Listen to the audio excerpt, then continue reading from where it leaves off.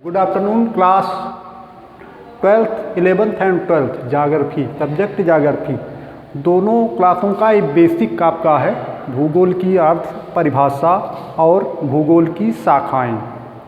तो पहला चैप्टर आपका है मानव भूगोल प्रकृति एवं विषय क्षेत्र। भूगोल की अवधारणा। भूगोल स्टार्ट कहाँ से होता है? पहले भूगोल का अध्ययन सामाजिक विषयों के अंतर्गत एक यूनिट के रूप में किया जाता था। भूगोल के रूप में अलग व्यवस्थित एक सब्जेक्ट के रूप में इसको श्रेय दिलाने का कार्य किया था यूनान के विद्वान इरेटोस्थनीज ने 276 से 194 BC।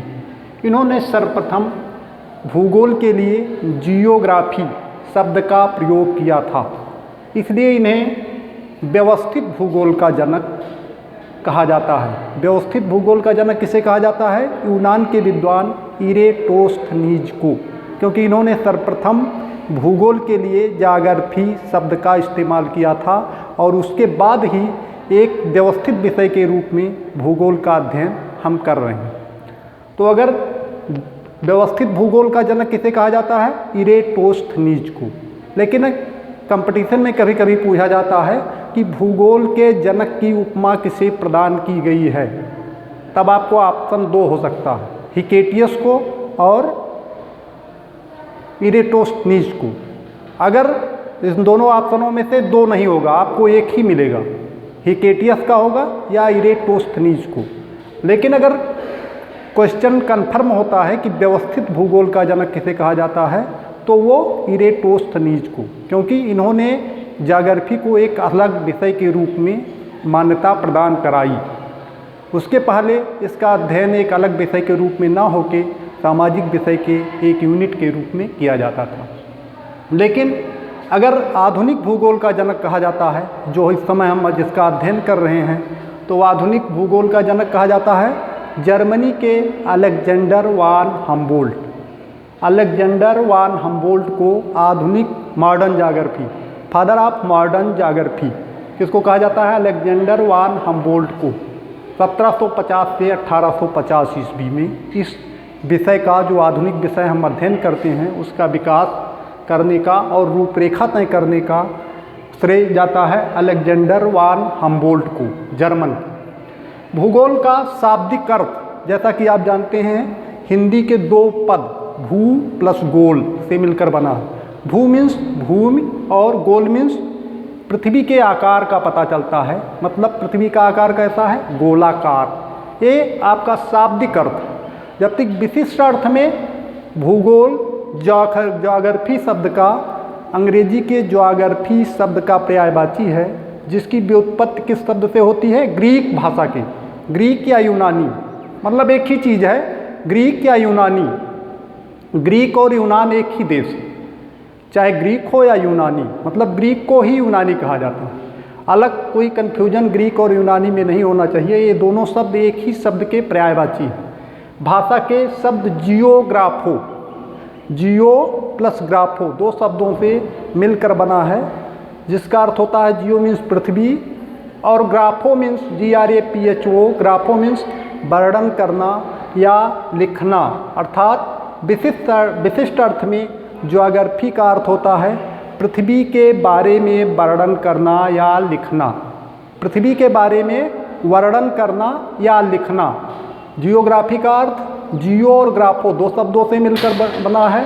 जियो मीन्स पृथ्वी और ग्राफो मीन्स वर्णन करना या लिखना, अर्थात पृथ्वी के बारे में वर्णन करना या लिखना ज्योग्राफी का विशिष्ट अर्थ है। अब आप परिभाषा के रूप में आएंगे, डिफिनीशन। कई परिभाषाएं हैं, 7-8 परिभाषाएं आपके बुक में हैं, उसमें से 2 बहुत महत्वपूर्ण हैं। जैसे भूगोल की परिभाषाएं, परिभाषाओं में पहली परिभाषा मोंक हाउस के अनुसार, मोंक हाउस के अनुसार भूगोल में पृथ्वी तल का अध्ययन, पृथ्वी के ऊपरी धरातल का अध्ययन, पृथ्वी के तल का अध्ययन, मानव आवास, मानव आवास मीन्स मानव का घर। भूगोल में पृथ्वी तल का अध्ययन, पृथ्वी के ऊपरी धरातल जिस पर हम रहते हैं, हमारे संसाधन होते हैं, तो भूगोल में पृथ्वी तल का अध्ययन मानव आवास के रूप में क्षेत्रीय विभिन्नताओं के आधार पर, मतलब तमाम क्षेत्रीय विभिन्नताएं होती हैं। कहीं आपका उष्णकटिबंधीय प्रदेश है तो कहूँ शीत का टुंडा प्रदेश है, जहाँ 8 महीने या 9 महीने ठंडक होती है, बर्फ़ गला देने वाली ठंडी पड़ती है। अर्थात मानव आवास के रूप में क्षेत्रीय विभिन्नताओं के आधार पर किया जाता है।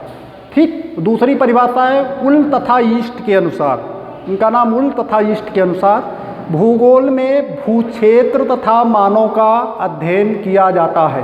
भूगोल के अंतर्गत भूक्षेत्र, भूमि के जो आप प्राकृतिक स्वरूप को देखते हैं उनका, प्लस मानव का अध्ययन, मानव की प्रजातियों से लेकर जनसंख्या, मानव आवास, प्लस उनके आवास का वर्णन, प्लस संसाधन, संसाधन में फसलें, प्राकृतिक संसाधन और जो ऊर्जा संसाधन है, सबका अध्ययन इसके अंतर्गत आ जाता है। उसके बाद भूगोल की शाखाएं, भूगोल की कितनी शाखाएं हैं? 2 मुख्य शाखा है भूगोल की। पहले 2 मुख्य शाखा है, एक भौतिक भूगोल फिजिकल ज्योग्राफी और दूसरा ह्यूमन ज्योग्राफी। ठीक, भौतिक भूगोल का जनक माना जाता है पोलिडोनियस को, पोलिडोनियस।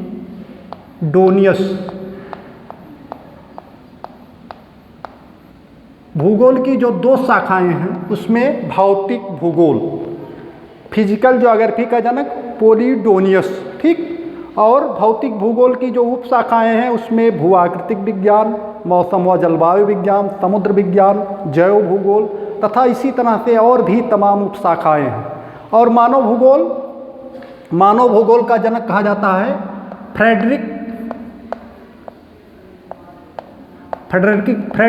रैटजल, फ्रेडरिक रैटजल। इसके अंतर्गत ऐतिहासिक भूगोल, आर्थिक भूगोल, सामाजिक भूगोल, सांस्कृतिक भूगोल, आर्थिक भूगोल सबका अध्ययन किया जाता है। मतलब मानव और मानव की प्रजातियों से लेकर मानव के क्रियाकलापों तक का अध्ययन मानव भूगोल के अंतर्गत किया जाता है। मानव भूगोल का जनक फ्रेडरिक रैटजल को कहा जाता है और प्राकृतिक भूगोल का जनक, भौतिक भूगोल का भौतिक या प्राकृतिक दोनों शब्द आप यूज कर सकते हैं, भौतिक या प्राकृतिक भूगोल, पोलिडोनियस को। तो आप भौतिक भूगोल का अध्ययन एक्चुअली आप कहाँ करते हैं? 11th के सिलेबस में ज्योग्राफी के आपको ऑलमोस्ट मिलेगा भौतिक भूगोल का अध्ययन करना है।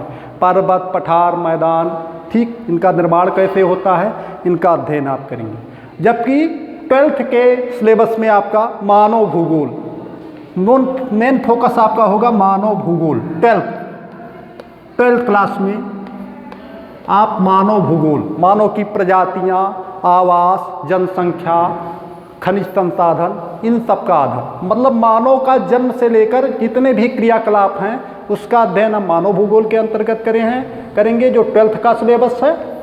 और भौतिक भूगोल का अध्ययन 11th के सिलेबस में किया जाता है। इसमें पर्यावरण,